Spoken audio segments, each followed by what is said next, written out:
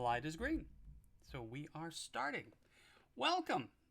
I am Don Higgins, freelance illustrator. Those of you who know me and have been here before, you know that I do this once a week, every Wednesday at 2 o'clock, and I have a treat.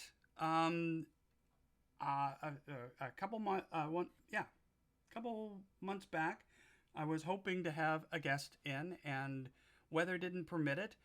Although the guest I keep advertising or asking to come, Jason Momoa, he's not Jason Momoa, but he is. Uh, Trust me. um, a while back, someone asked if I could have anybody in the studio as a guest.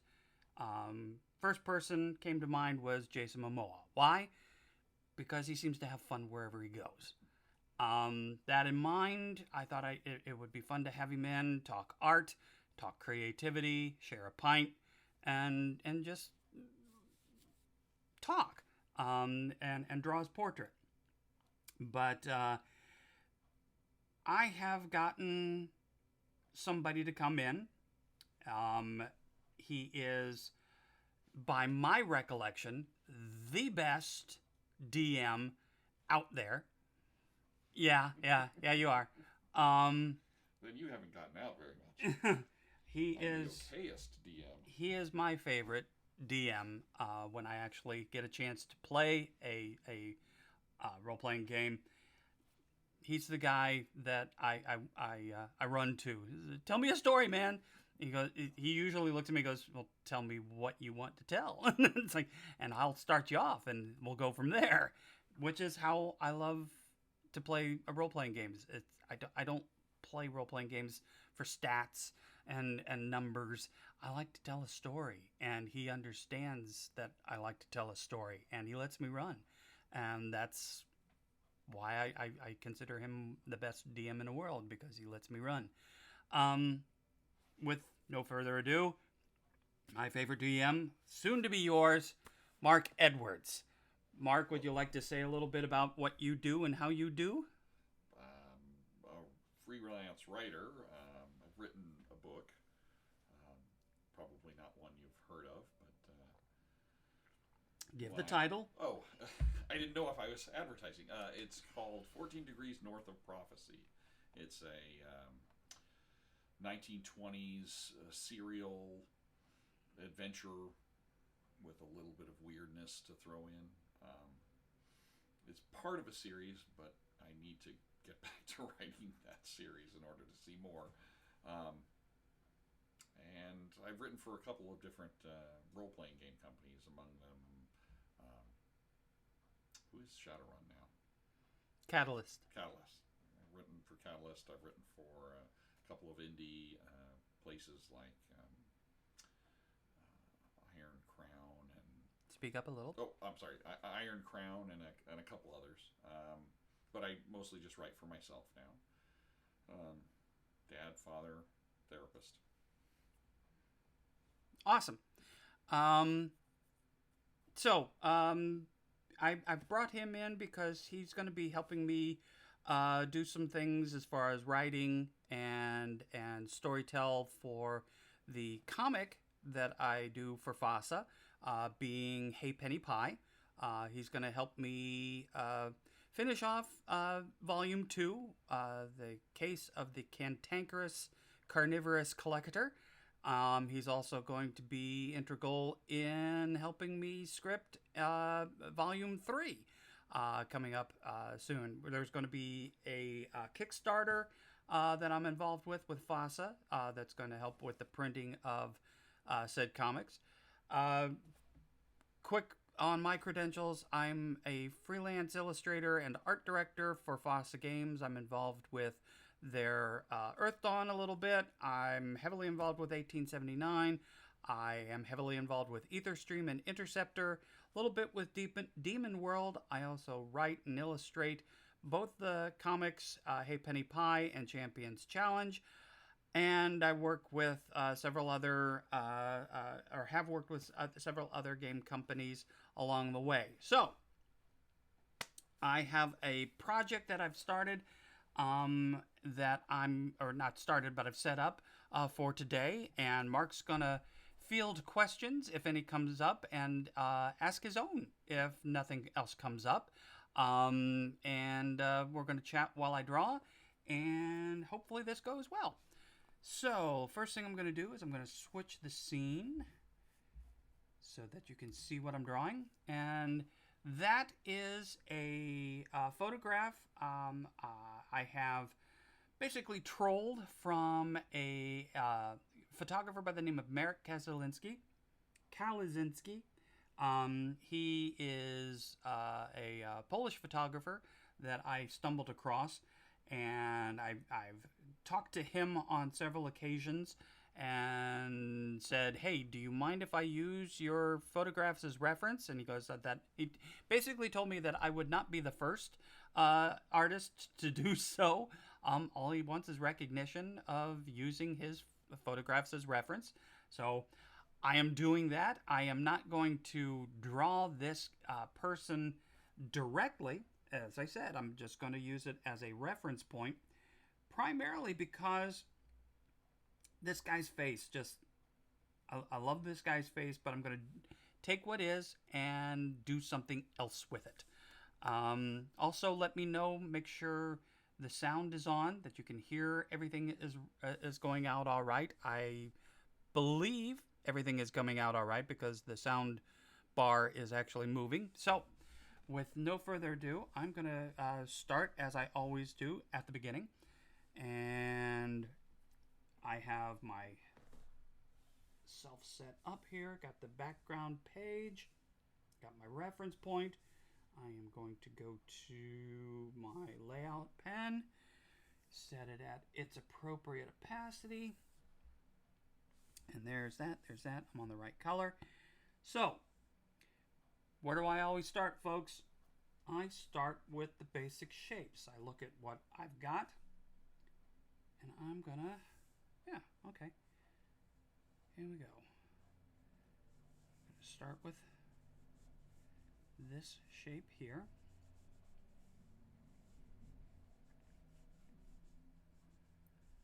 And that's gonna do that. And this is the cross section for a face. You get the eye line, nose line, mouth line, center line, and I see that shape. And then I'm going to have the hat, how it crosses. That comes back this way. His neck shape.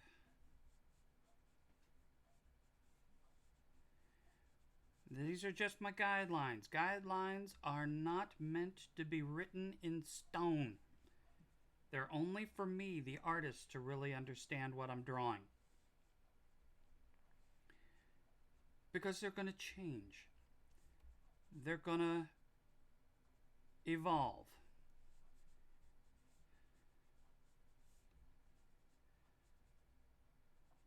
Alright, and then this, I know, comes up like that. And that is going to do that.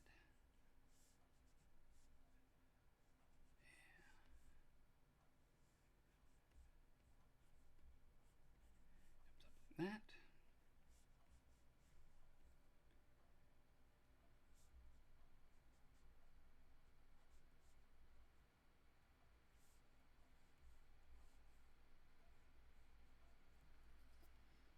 Alright, there's the basics of shapes that I loved about this character.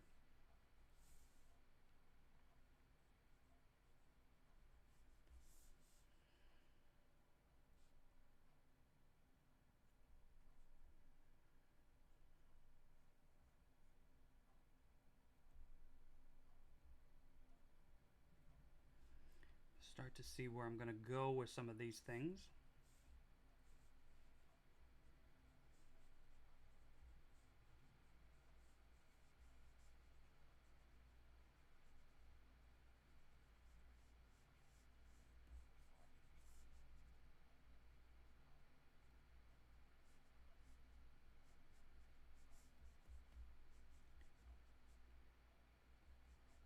That's going to come like that.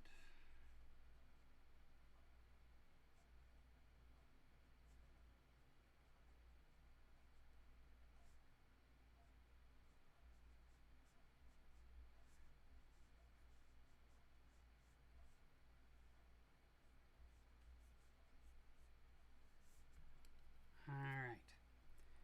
Now, that's as much as I really want to take as gospel.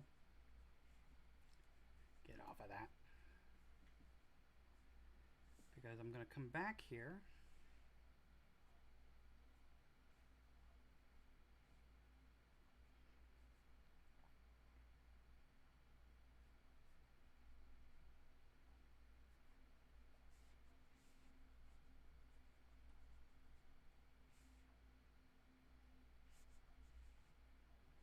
Clean some of this up.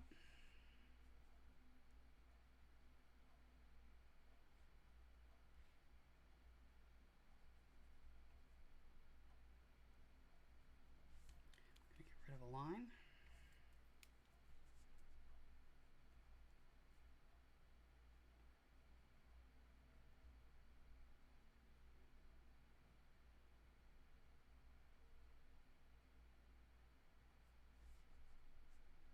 So that all that makes sense.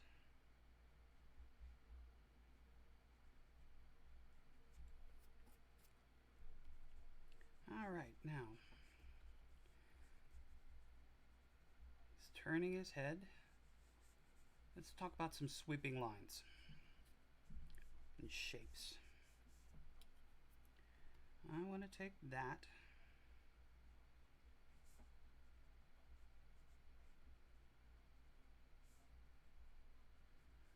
the first thing I'm going to do is I'm going to give him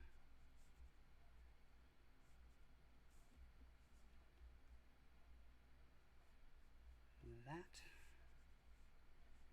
I'm also going to give him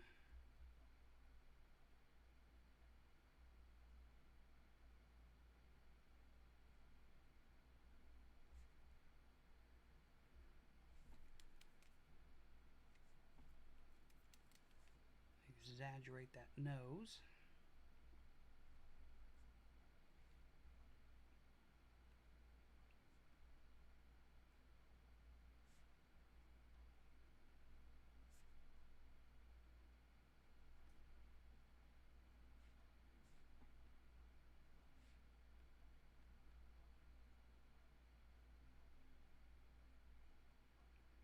Follow that center line back.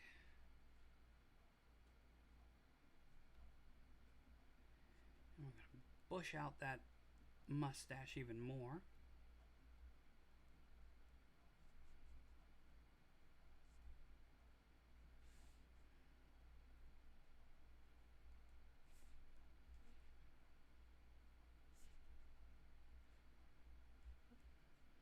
So far, no comments.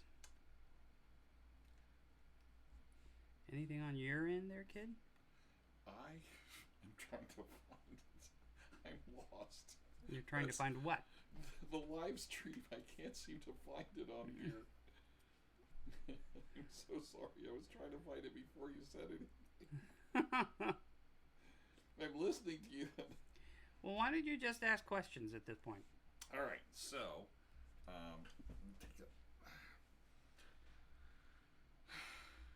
well, I do have a question. What's your question? I noticed that you, I can see that, you, and maybe this is just my own impression. You always start with the face, and kind of work your way out from there. Yep. You don't ever like do the whole outline. Is there a reason for that? Is it just preference? Is there something that you're... Where do you think people primarily go when they look at a character? Well, yeah, sure. You absolutely are going to look in their eyes, and because any of the research on looking at other people shows that we look primarily their eyes and their face and that kind of stuff. But I guess from my thinking, at least from an artist's standpoint, is wouldn't you want to know where everything fits in? If I'm not happy with the face first, I'm not going to be able to see the rest of the body. Oh, okay. So that's why I do what I do. Now, one of the things I'm going to do now that I've got that laid out is I'm going to start thinking about sweeping lines. And what are sweeping lines, you might ask? What are sweeping lines? Sweeping lines are lines that will guide me on the movement that I want of the body. A body that is just straight up and down, straight across, is boring. So what I want to do is I want to take some basic shapes or basic sweeping lines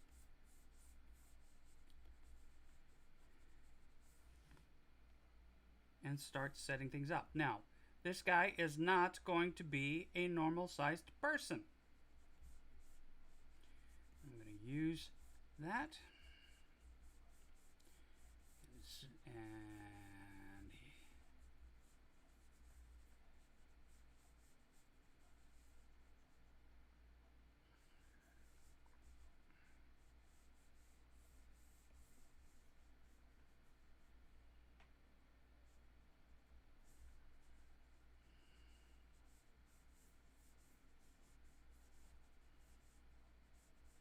because I want him to have this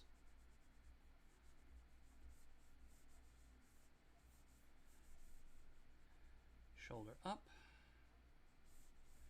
shoulder down,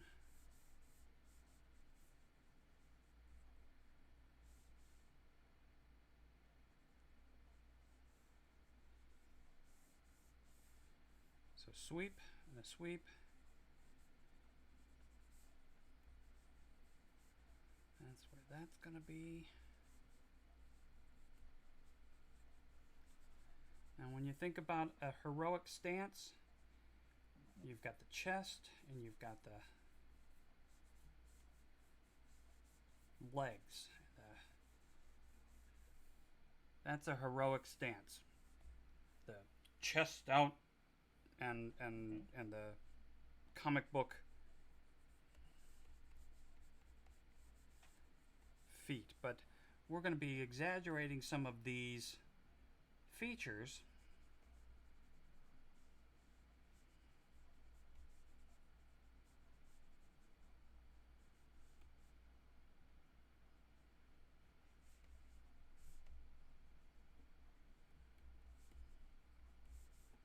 so he's not your normal human looking being.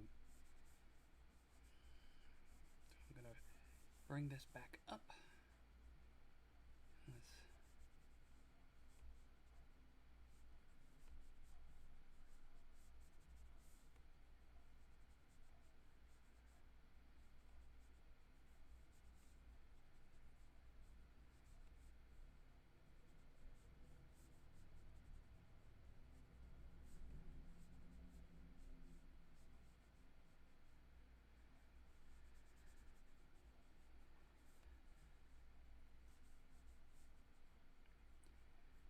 too long. We need to bring that up again and do that.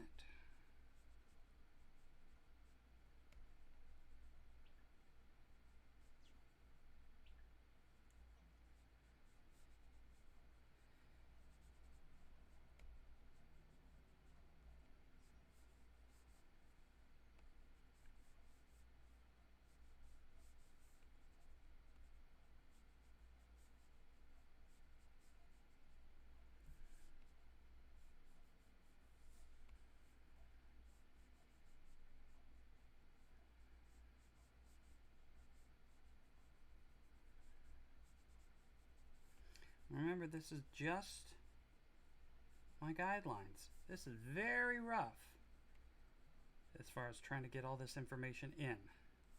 And a lot of it's going to change. And I'm going to do that. And I'm going to put his hand in here. Very Napoleonic.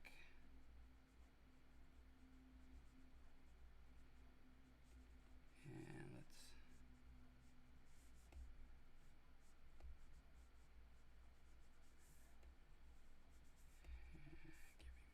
things. Now, one of the things I'm going to do here is I'm going to take this information here, and I'm going to scale it. And I love that I can do this on digital, because I would have to start over again if I were doing this by hand.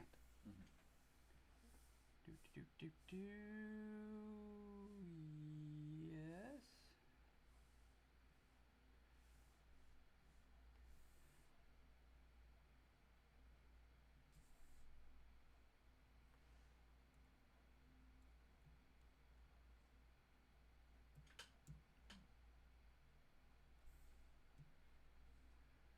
Okay.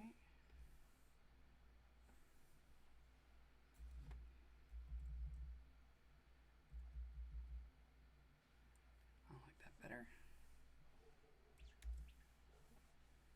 So far, no questions. Anything for you? I think so far so good. I am curious about the heroic stance, because I'm not sure exactly what that was meant as, but I don't know that that's a relevant question at this point. Well, what's your question? Well, I'm not understanding, like, the two lines that are, well, they're not quite parallel, that are basically horizontal. You said it was a heroic stance, and I see the legs in it and the central line for the body, but I'm not sure what those two horizontal lines are. Okay, I will show you in just a second, because I'm on a Yes. thing right now.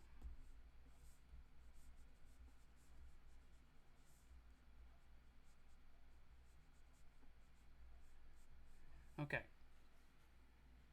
Let's take that information and we'll redraw it. I'm going to get rid of it. And I will add a piece of information that'll make it a little more clear. If I have a head,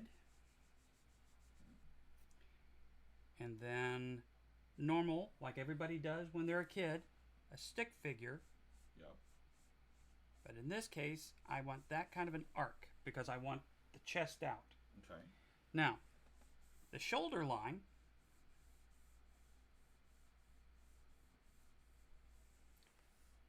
and the hip line.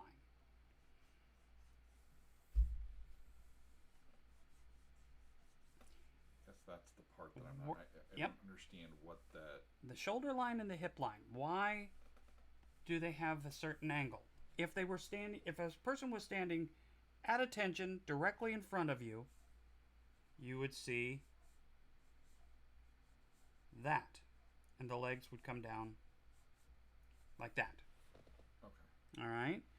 But because you've switched them, and one shoulder is slightly higher than the other because of the angle you're looking at them, Yeah. the hips automatically have a reaction, equal and opposite to. Okay. Okay. So. So there's the pelvic, there's the chest.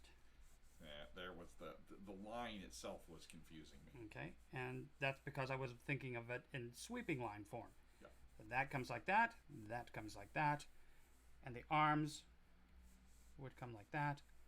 Now you've got more of a heroic pose. Got it. Okay, now I understand. Okay.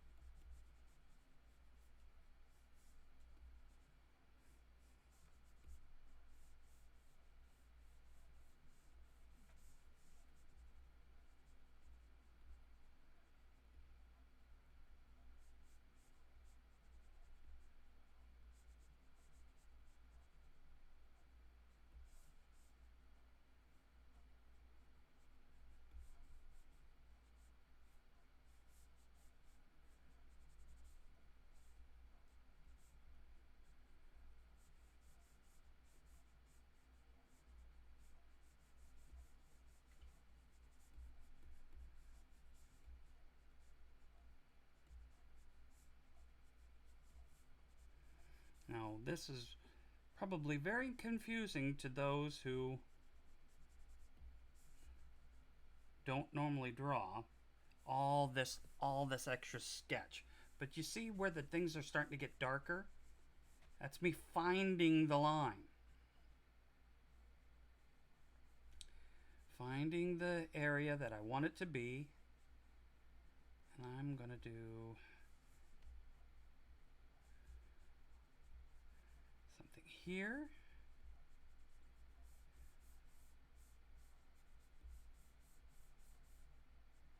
Because this is not the final drawing. This is just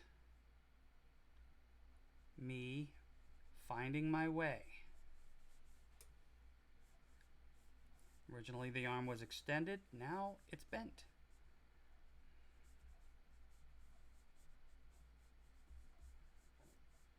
And this is going to come out like that. Rounder, rounder, rounder.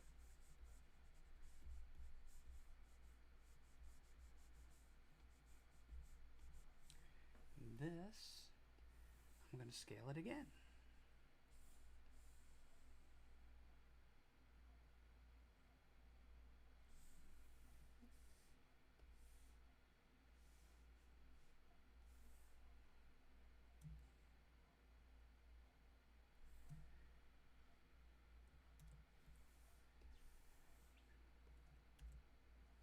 There we go. So, there's the basic. So what I'm going to do from that is I'm going to change the opacity of the layer so he gets nice and light.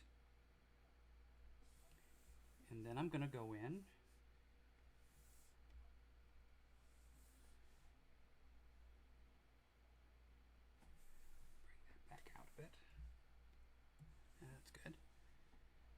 and I'm going to take what I drew and start cleaning everything up on a different layer.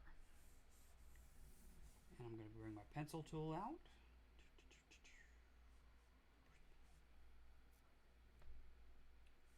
And I'm going to change the color. I don't want to work in black. I want to work in browns.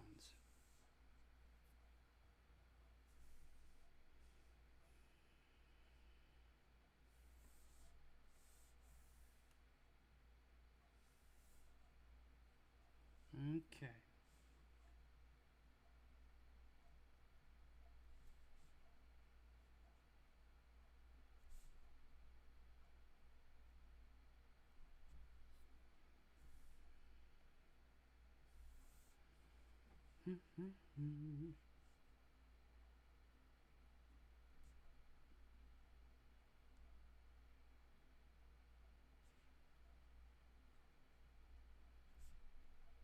Have you found the live stream yet?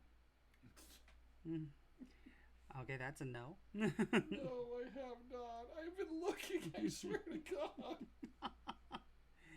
He was supposed to be able to find the live stream so he could read the questions off, but that's okay because there aren't any questions so far.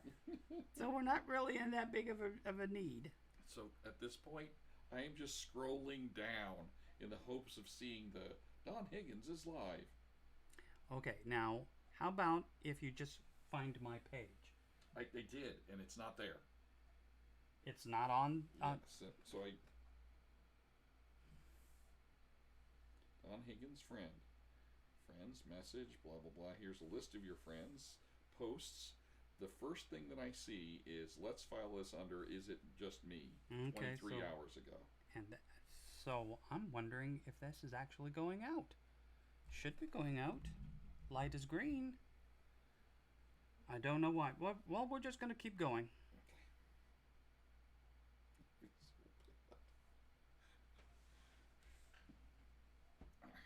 I'm just going to go back and keep scrolling down. And maybe I'll find it.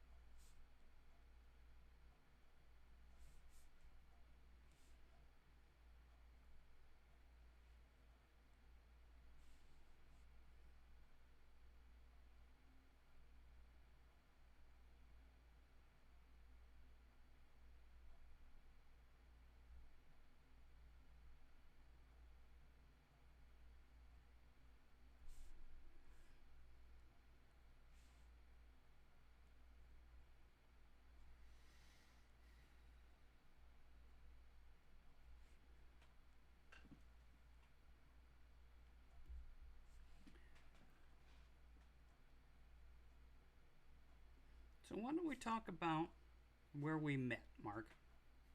God. Can either of us remember that? Well, I do, in fact, remember. Okay. Everything about that meeting. It was actually Lisa who introduced us. Lisa. It starts with an S. That would be Lisa Sussenberger, wouldn't it? That would be the Lisa. Yes, that was the Lisa that I was thinking of. I could see her.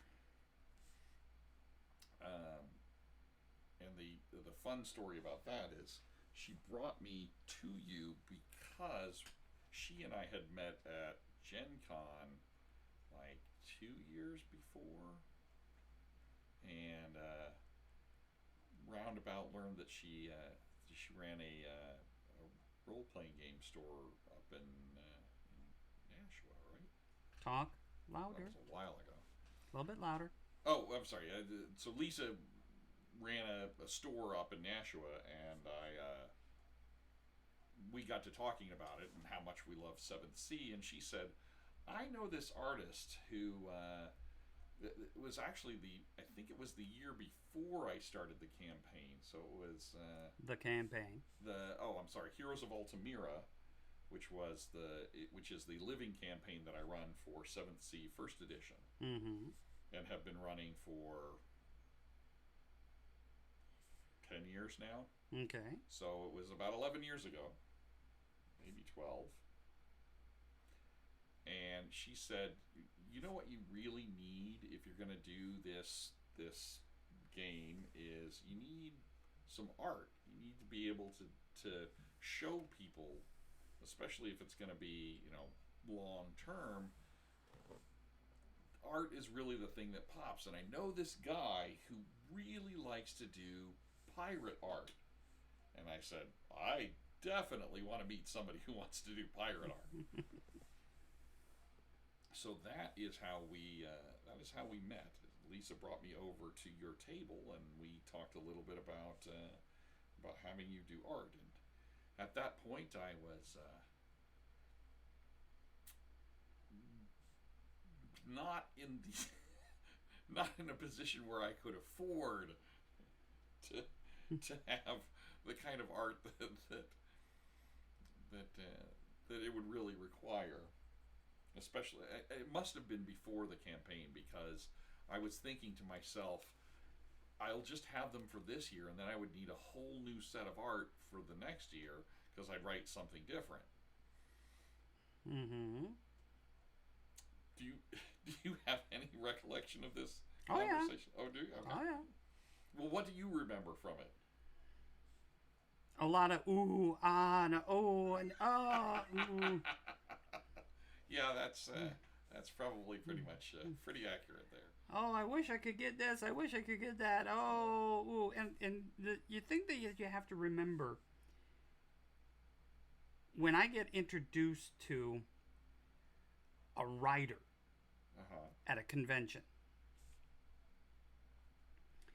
every one of them goes, oh, ooh, ah. Every last one of them. Every one of them. And then every one of them says, I'm poor. Every last one of them. Oh, if I could only afford you. Oh, and I'm like, yep, there it is. And I'll never hear from this guy again. And, well, and I believe you asked me, how much does something like this usually cost? And how long does this usually take? And you get the basic questions all the time. And yep. You go, okay, and now they're going to ask. So tell them all so that they'll know, so they won't have to ask next time. No. It's not how it works. Well, let me help you. It's more than you can afford, even if you wish that you could afford it. No, that's not always true. Yes, it's not always true. There are times that people can afford me. No. I meant just in terms of new authors who very much want art. No matter what the art that they look at, it will be too much. Because they'll always want more. Yes. Yes, indeed. So yeah, that was our first, and I can't remember if we saw each other the next year, or if it was 2 years later, but I do remember it being a little while before I saw you again. Yeah, that was when TotalCon was back at in Mansfield. Mm-hmm. God, we're old.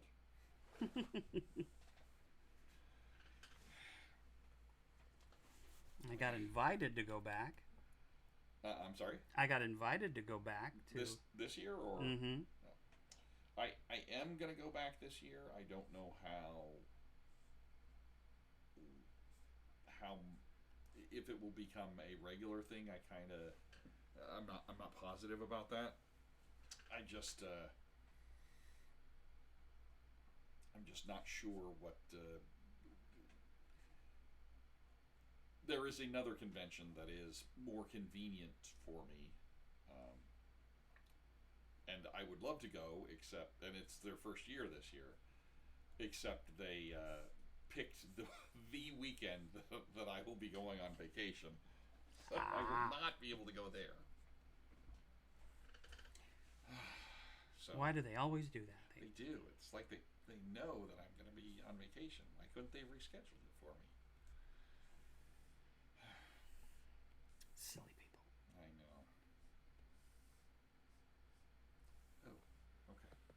I thought for a second you were taking like reference measurements, and I'm like, it just does not seem like a thing that you do. Oh, I know I've been. Oh, or have I been?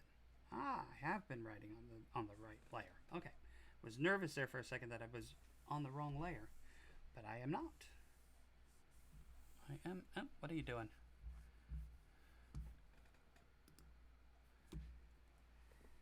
Okay, get back online here. There we go. That has always been one of the most fascinating things about your art to me. And what's that? You can replicate the face. But I haven't. Now, it's successive approximations, but I get the basic information that I wanted. What drew me to this character in the first place? And it was his expression.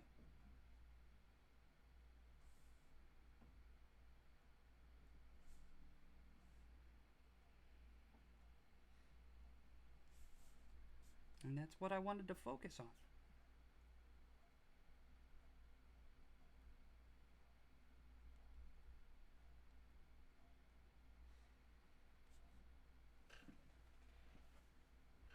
wait, so you can see the live stream questions, right? I can see anything that's coming in here. Okay. That's how you're doing it, which is not the way that I was looking.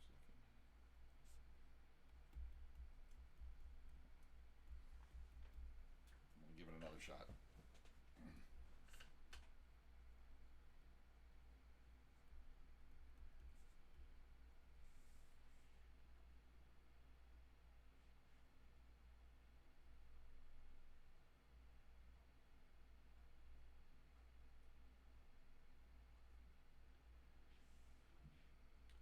How long ago did you start this? That might help. A little after 2 o'clock. So about 45 minutes ago.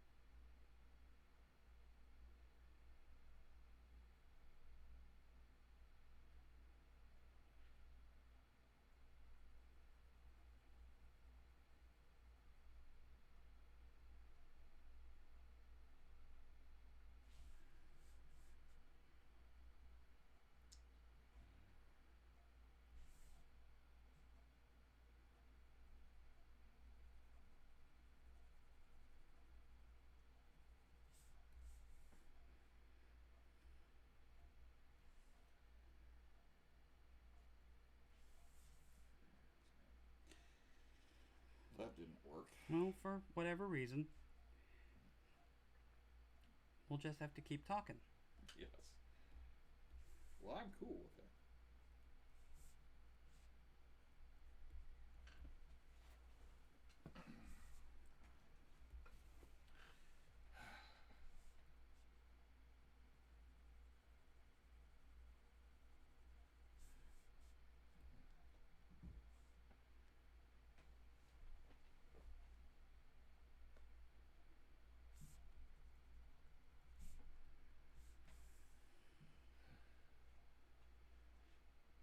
So what else would you like to talk about?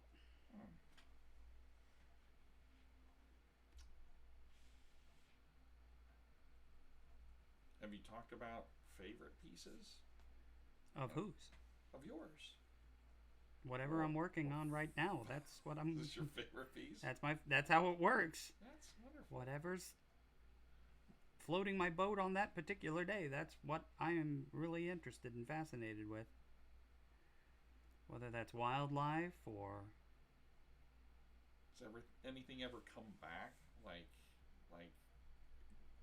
maybe not that got the impression that you were unfinished, but more like nothing's ever finished. Okay.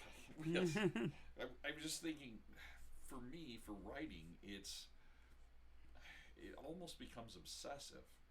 If I can't get the words out in the way that I want them, I'll just keep going back to it over and over and over again. Keep replaying the scene until I've said it in the way that I think that it needs to be said. I was wondering if that happens to you. It does, and that's what I call overworking a piece. Because you have to reach a certain point that you have to recognize, I'm screwing this up. Yeah. And normally what I'll have to do is I'll have to... most of my inspiration is the shower. So if I get stuck on something, I'll go take a shower, and by the time I'm done, it usually has worked itself out in my head.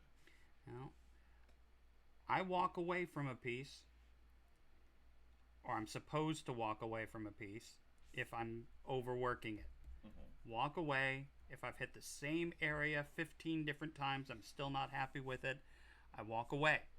Mm-hmm. If, when I come back, I don't have a plan, I'm supposed to rip it up and start over. Okay.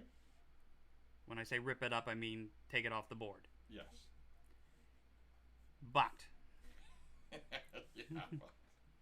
that's what's supposed to happen. Yep. What actually happens is I work it, and I work it, and I work it, and then I actually have to physically tear it up because there's no saving it anymore.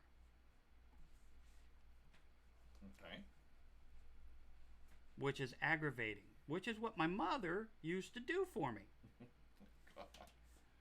My mother would say, you get 3 chances. If I come, who was not an artist. My mother was not an artist. But she would come by and go, that's not right. Doesn't look right. And she'd give me 3 chances. And if by the 3rd chance it still wasn't right, she'd walk over to my drawing table, physically take the illustration off of the drawing table and rip it up in front of me. She goes, now you can start over.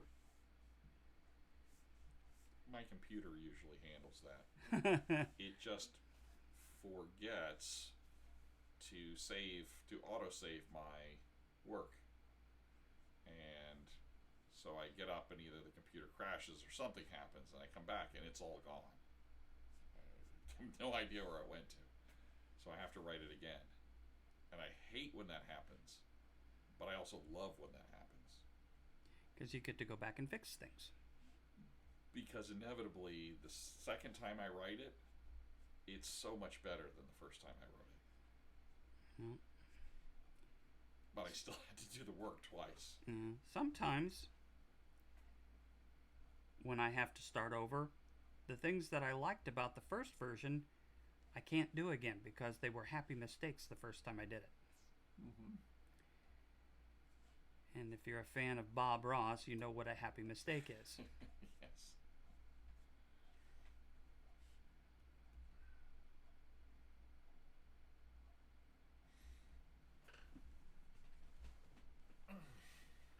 You okay there, buddy? Yep. The seat was poking me in the ribs. Don't do that. Tell the seat that. I was. I just did.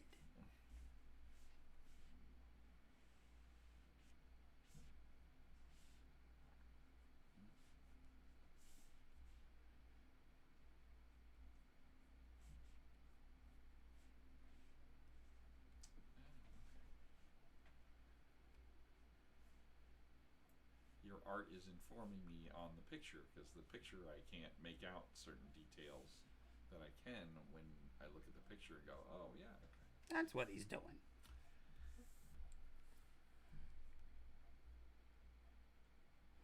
I see now.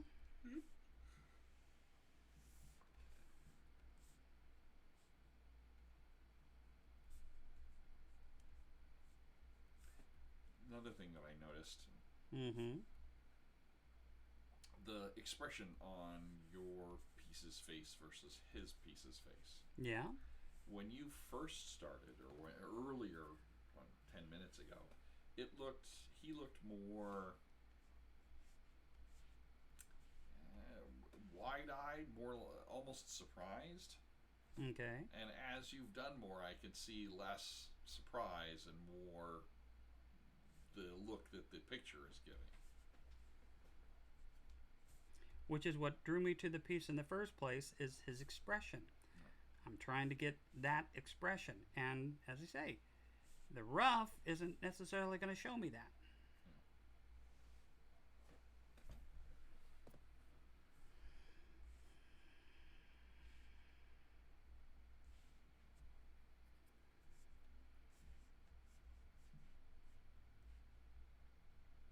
But I have to say, I'm jealous of both the original and the art's mustaches. I can't grow something like that. Those are legendary.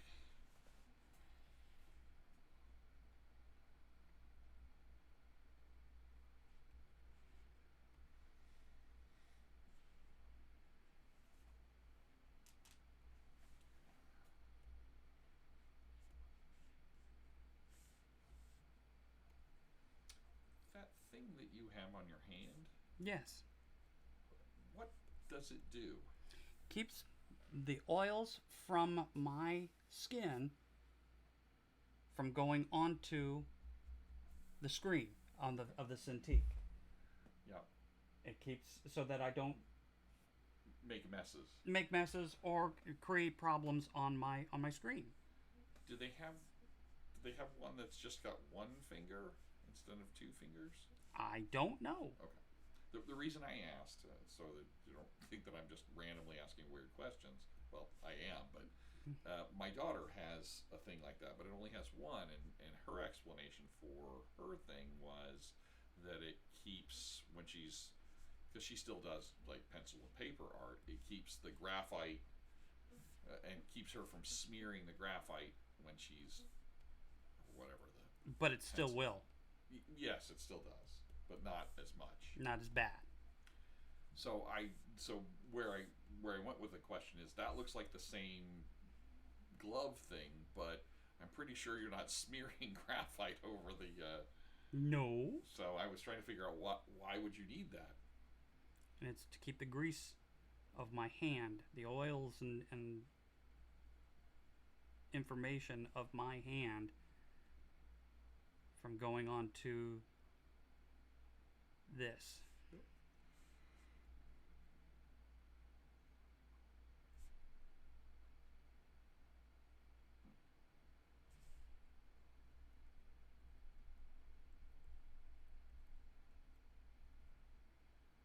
Yeah, we were talking earlier today about the amount of time that a piece takes. Mm-hmm. I can see that I am wildly off, because I look at what you've done here. Yes. Well, okay, barring the fact that I don't think that I could recreate this at nearly the skill. Well, let me change that. Not I don't think. I know for a fact I cannot do that. Okay. But barring that, the amount of time that it would take me to do that, to try and replicate that, is so much more time than you're taking.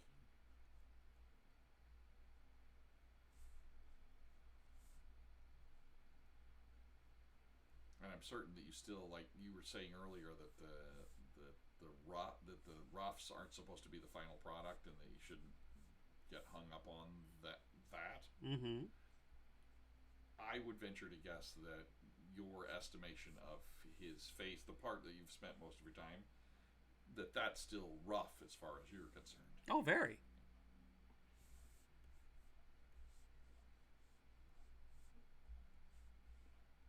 Very, very rough.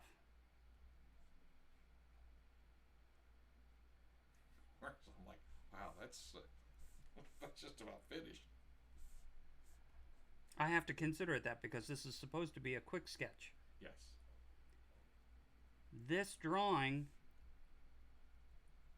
would be the rough layout, not the quick sketch, but the rough layout for completing a piece in the future. This would get transferred to another board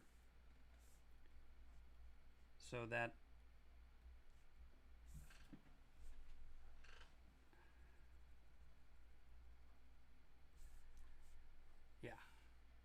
I could do the final drawing on another occasion. And this is your go-to, like, I remember some time ago when you were first moving over to digital art. Yeah. And my complaint of, well, then there's no original for me to purchase. But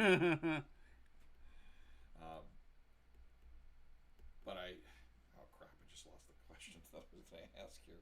Hold on a second. So you were saying you were going to transfer it over. Would you then do it an actual physical product if you were going to do the actual physical product? Would it be pencil and paper or pen and ink or something like that, or would it still continue to be digital? In this case, I would probably continue to do this digital if I were going to do another piece. Mm-hmm. Or do a final version of this. If I were to do a final version of this, it would probably continue to be digital. Okay. But that's not to say I couldn't take this drawing and print it out to a large format so that I could do and transfer it to a large canvas, an actual canvas. Mm-hmm. And instead of having to find all this work in a large format, like I said, I could transfer this to a large canvas because I've done it in small digital format to where I like it, and then transfer it to a big thing so that I could do an original piece outside. Okay. I would do that.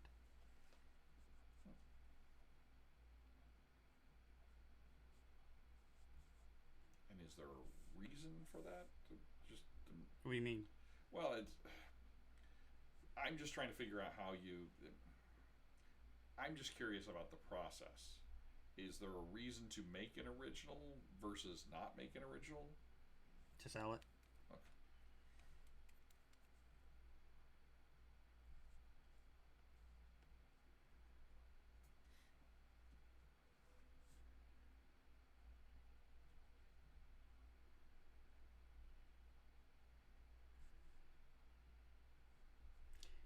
If this were only for a published piece, I would not take it out of the digital realm. I would keep it where I'm at. Well, and that would be But since it's more advantageous, right? Because yeah, they're going to put it onto something. I would have to get it back into digital Right. if it were going if I did it by hand, I would have to get it back into digital so it could go to a publisher. Yeah, yeah. But in this case, Just grab the file and send it on its way. but if I wanted to do a piece for myself that was intended to go on somebody's wall, I would take this drawing and I would print it out with the express purpose of doing the final drawing, final painting elsewhere.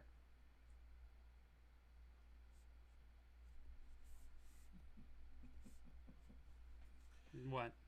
Just, I have to like lean way over to see the whole thing, but so I was just, because of where you were, I was looking at the hand, and for the first time in over a decade, I realized those are Higgins fingers. How's that? You have just a very distinctive style of drawing fingers. Okay. If you showed me a dozen pieces of art of just a focus on the fingers, I would be able to pick your fingers out of every single.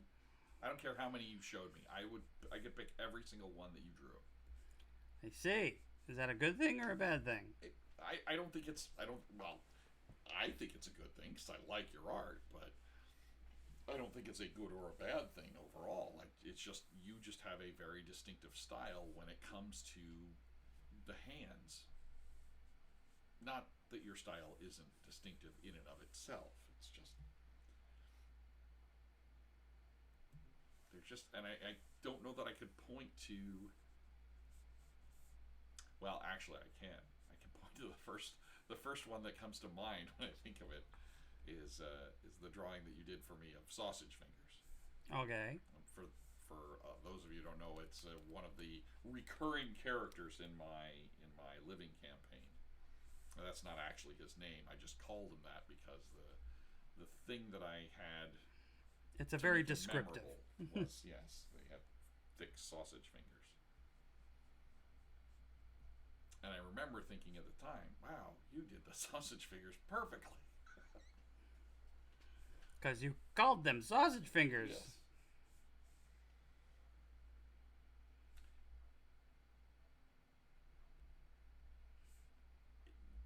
So, anyway, that's just something I noticed.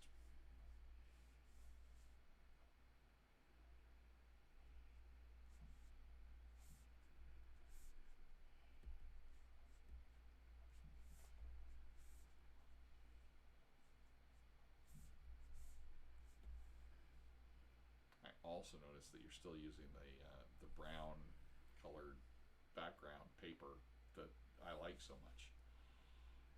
In this case, yes. Yes. Sometimes I work with gray. I've recently found blue. Ooh. And that's what I used for the piece I created for Tony. Oh, okay. I thought that was a gray too, but right. It is very grayish, but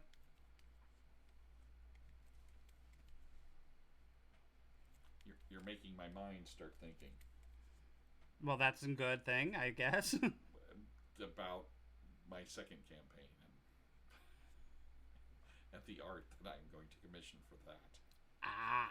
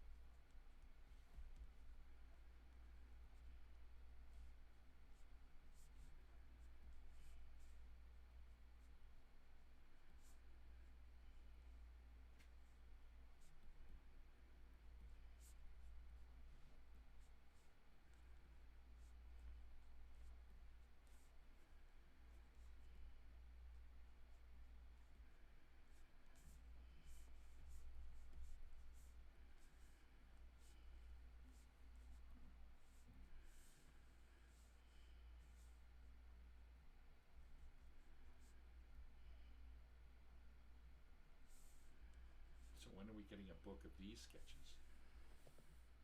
Of all the digital sketches I've been doing for, I don't know. I was actually considering doing a Kickstarter on it and having a bunch of, because I've got about 100 right now. I was gonna say I don't see any reason not to do it. Who would back it? I don't know. I know a guy. You do, ya? Mm-hmm. Yeah, but he'd want something for it. I know. You know. We're live streaming, so I can't comment the way I want. But rest assured, both of us know what I was going to say. Oh, I'm pretty sure.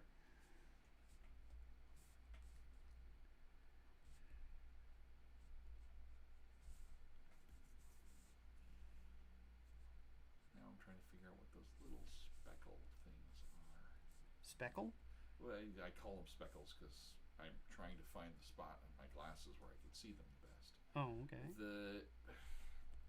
I think they're just folds in his pants, and they're in a Here? semicircular shape. Yep, that's them. Those are like buttons. Even the longer one that's by his legs, there's two little stripies that it makes a semicircle. Here? The next one down, yeah. So some of them are buttons and some of them are not buttons. Creases and folds. Okay. I guess they stuck out to me because you hadn't done anything in that area until those, and now I'm just seeing that he has a sword because I couldn't see it before.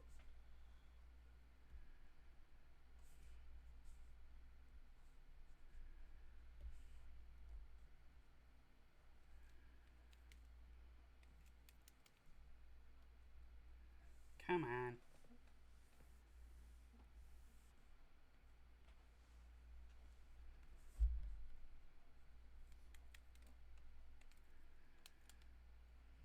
All right, so now the question, just solely for my own benefit. Mm-hmm. How much, in general, did this outfit that you're doing, not the like the cameras and the microphones and stuff, but just the tablet that you're drawing on and the software to do it? How much are we talking about? Yeah. Oh, into the thousands. Yeah, that was my worry. Because you have a daughter who would love this. Yes. Mm-hmm. Each time we discuss things, she's a little bit more into the art. I have a feeling. She interestingly will only draw boys that look like girls and girls that look like boys. She'll grow out of it. I've never seen that before. It's kind of fascinating. She'll grow out of it. Well, if she does, she does. If she doesn't, she doesn't. She's making a statement. Yep, I'm sure. But fortunately for me, I was going to say it doesn't mean anything, but not that I don't care, it's just that it is what it is and there's nothing that I need to do about it. Absolutely not. But yeah, I have a feeling she's going to be an artist. Which means she needs to talk to her Uncle Don about some more lessons, doesn't she? Yes, she does. And were she not going to school, I have her doing more of this, but she's feeling a little overwhelmed in school at this point. Well, I found that even though I was overwhelmed in school as well, something like this, having the outlet to do it. Well, yes, no, that was what I was thinking is, I wonder if this is not the next step of things that I should be.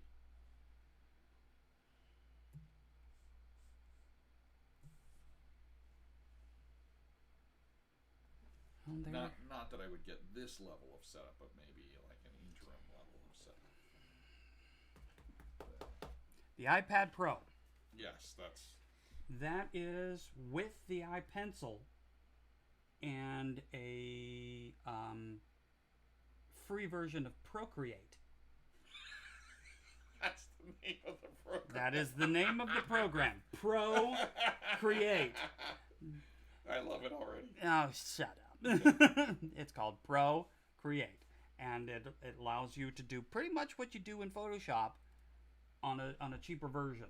Oh, okay. But the iPad Pro with the iPencil that comes along with it, you're talking about close to $800 to $1,000. More reasonable than Thousands. yeah. Plus, it will allow me to hand that to my daughter and say, "Go and procreate." And that's worth half the effort. No. Okay. So there is that information. So now I'm going to quickly do some stuff here. Go to a different layer.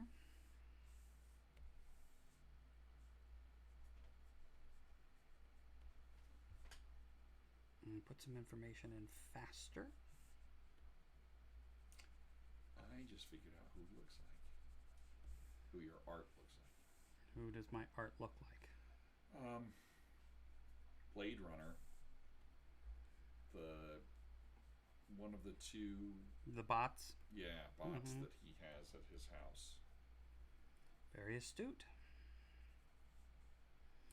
The nose isn't as long and relevant or relevant. But relevant? The mustache is pretty darn close, though. He even has the Cumber Bunny looking thing that. Yep, he does.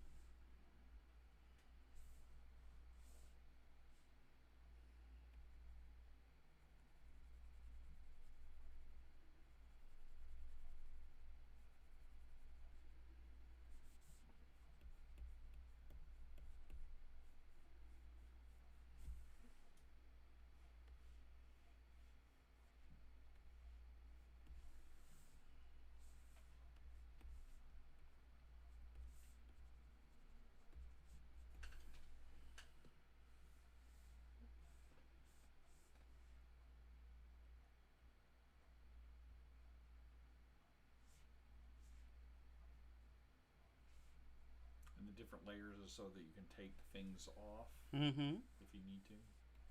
I can take things off. I can put things behind. And go over top of things. You'll see in a minute when I actually start doing the white layer or the light layer.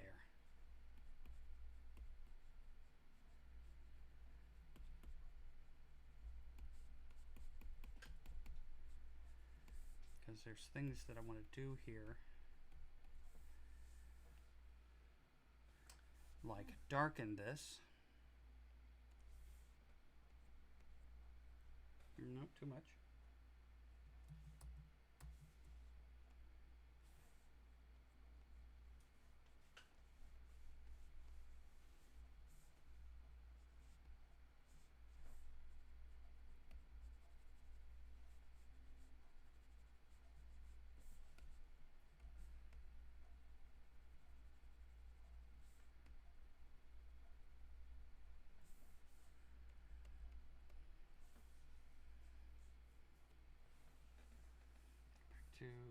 pencil, pencil.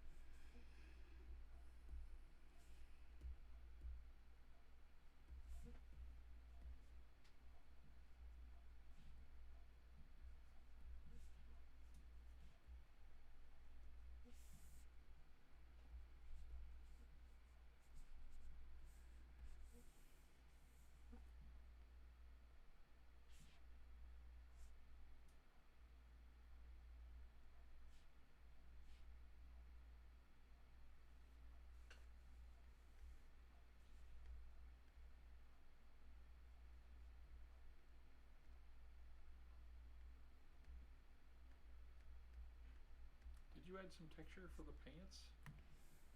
No, that's the. Oh, it's the under. Okay. That's the underlayer.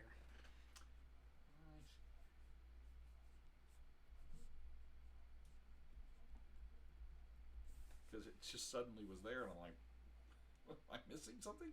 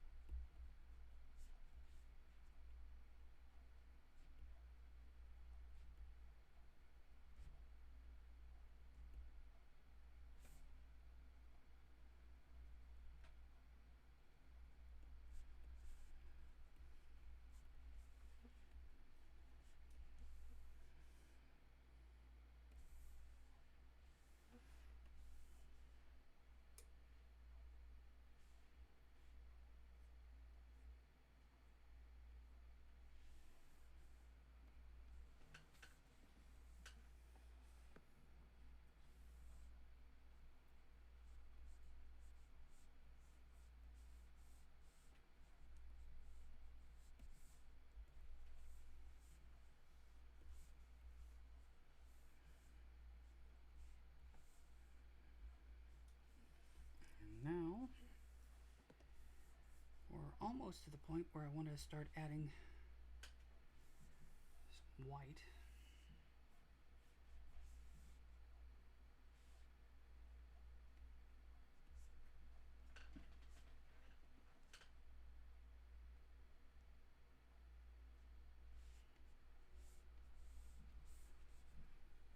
What I want to do now is I want to go and do some, where's that? Where is it? There.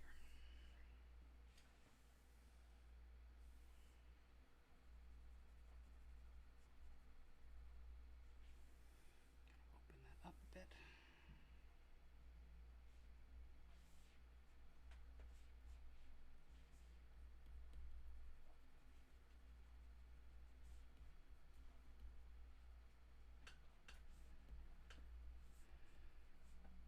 Now you may ask, where did all the rest of this information come from, Don? I mean, Oh, how did you? Because I was gonna say, I noticed that his chest thing So he's got some kind of, I don't know what to call that metal. It looks like metal, but it's probably just a design. You didn't put that on it at all. You put instead like a redcoat's Mm-hmm. jacket on it. Gave him a bit more.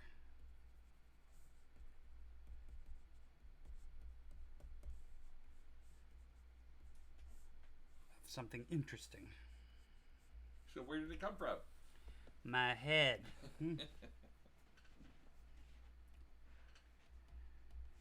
I preach and preach and preach to draw what you see, not what you know. But when you're spitballing like this,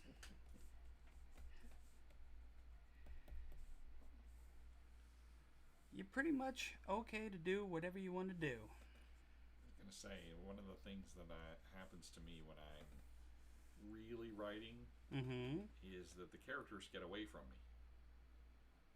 And, like, they'll start telling their own stories, and I don't know where they're going, but they'll tell the story without any conscious input from me. You're just along for the ride. Just the fingers on the typing thing, and when we get done, usually if they're flying, if they're piloting, it tends to be really good stuff. You know it's still you. I do, but it's not. The particular thing that I'm thinking of, I wrote an entire chapter that was never in my head until it came out of off of my fingers. I didn't know any part of that story. It just happened, and I was like, where did this come from? It's actually really good. It fits with everything. I'm going to take credit for it, but I don't think I wrote it.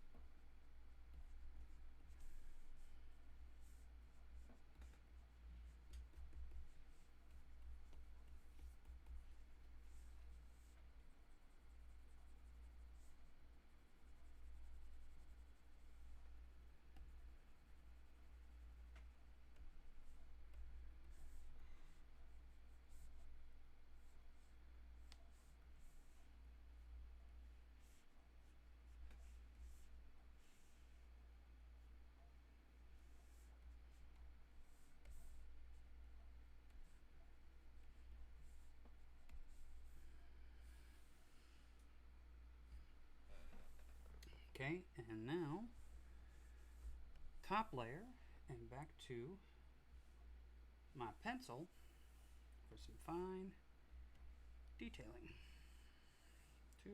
Too close. There we go. There we go.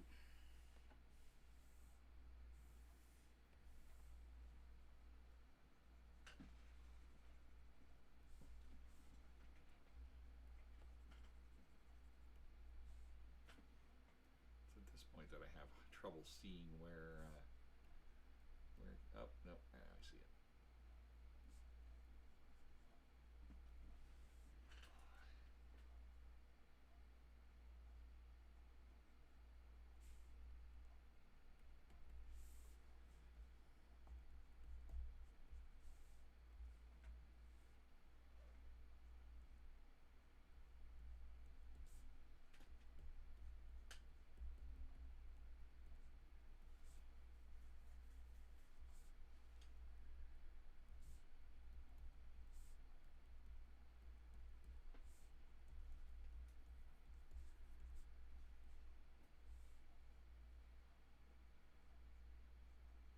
Okay, so I have another question. And what's your question?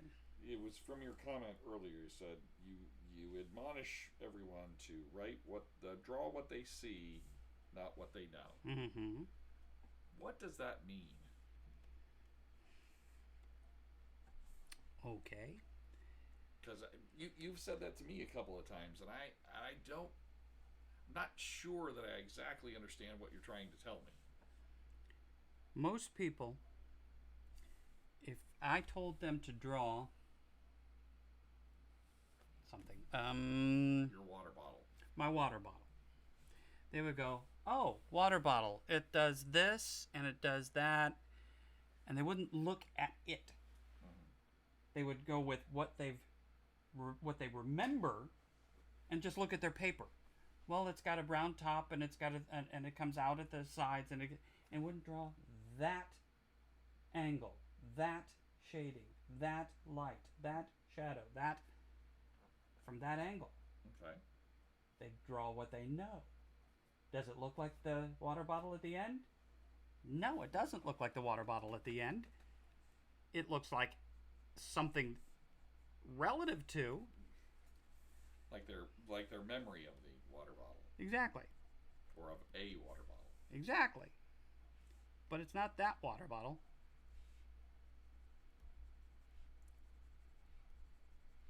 And the rest of it is all practice.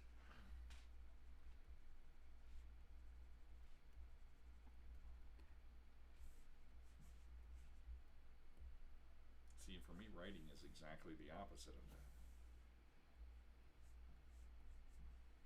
It's what I remember, not what I see.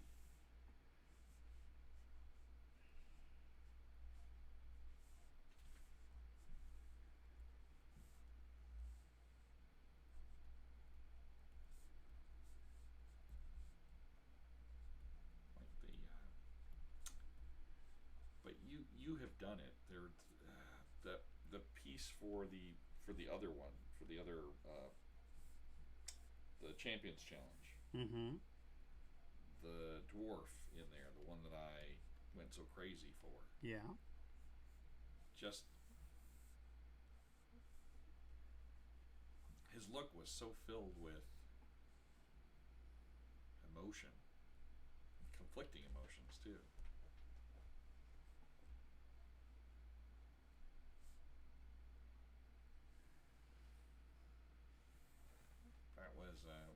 That is one of the most amazing things that I've seen that you've drawn. Thank you.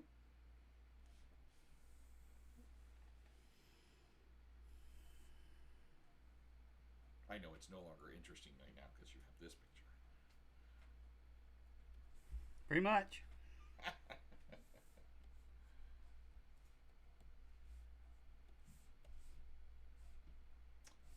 Ooh, I got another good question for you. Go ahead. Do you ever have to draw something that you have no interest in? All the frickin' time. I work for this guy. He had all these pirate things that didn't make sense and all this stuff. And oh, can you make him a little weirder? Can you make him a little, and this guy doesn't look dirty enough. And, oh, man. I need more flies flying around. Uh-huh.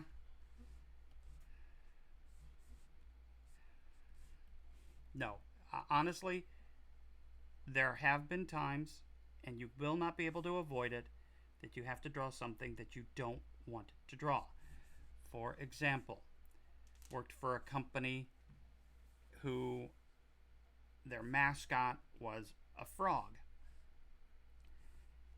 And the guy, the boss, draw me a frog. I drew him a frog. No, I want his eyes to be happy. And I'm like, okay. And I did a couple things. And he goes, no, I want a happy-eyed frog. What's wrong with you? Why can't you just draw me a happy-eyed frog? What he wanted was something beyond Disney. Way beyond Disney. Way beyond coloring book.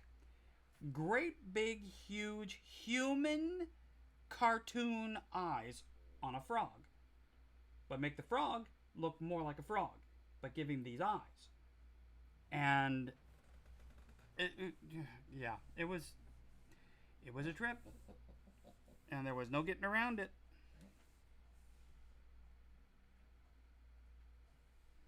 So now let's see here. I'm going to do what I normally do. And go down here, down here, down here, down here, down here, down here. Where are you?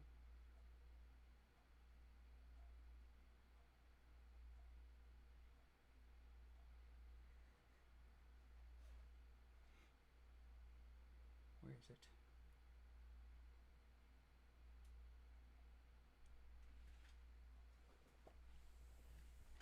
And go behind everything.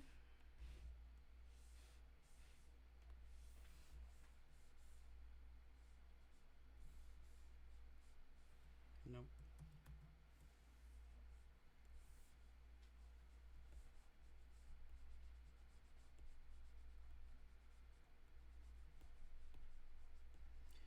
Ground him.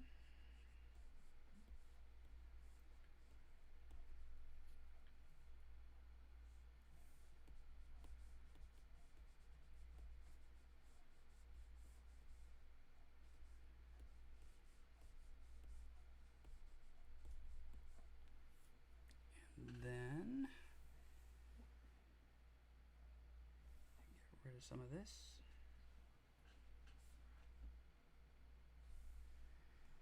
And then go in with my pencil again.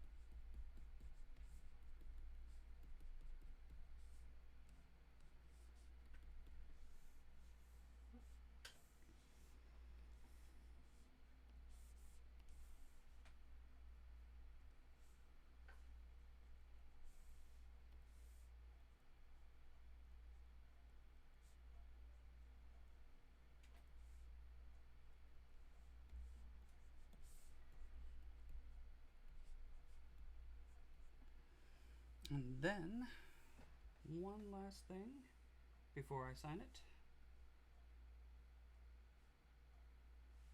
Let's put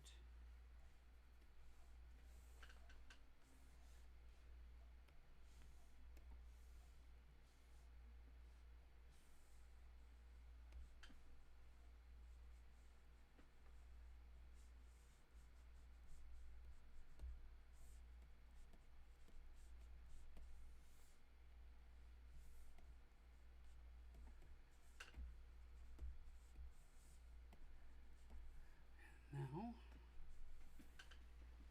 going to turn off everything. Put that back on. And go to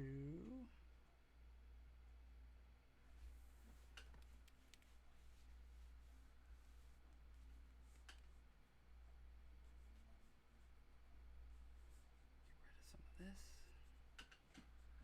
What is the white that you put on? That is smoke or a cloud background.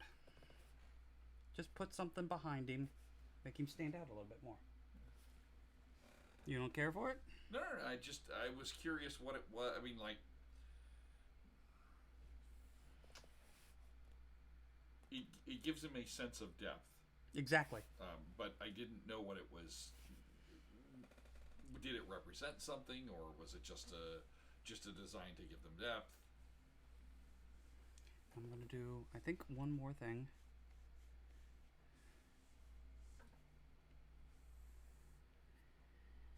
Go down here.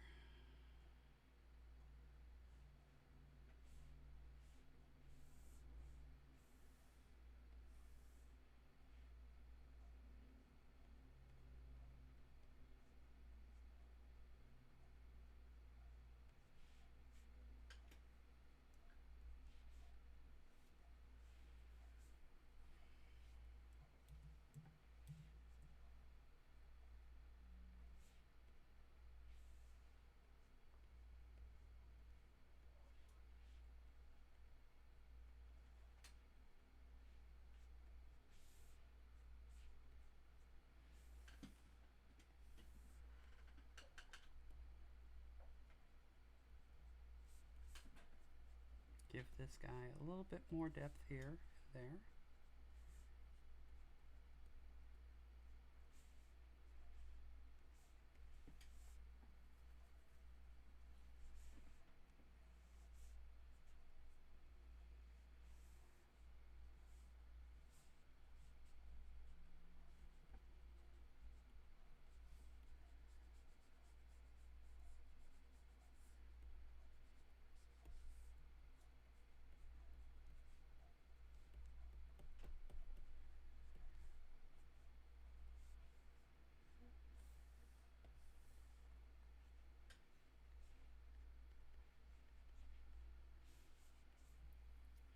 And there he is. Awesome. That's how it's done. So now what I'll do is I will go back up here to the ink pen and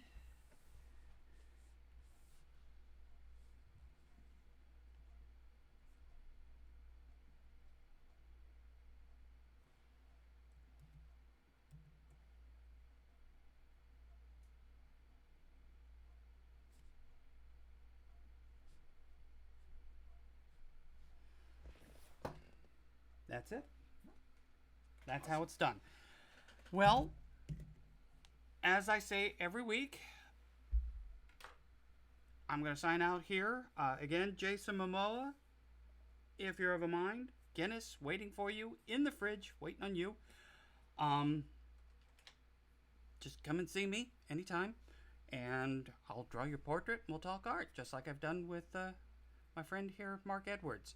Mark, thank you for joining me today. I had a blast. Good. I hope you enjoyed it and learned something along the way. A lot of stuff. Okay. And so, be kind to each other. Be patient with each other. And, as always, draw what you see, not what you know. Me? I draw dragons. Why don't you? Thanks for stopping in. Bye-bye.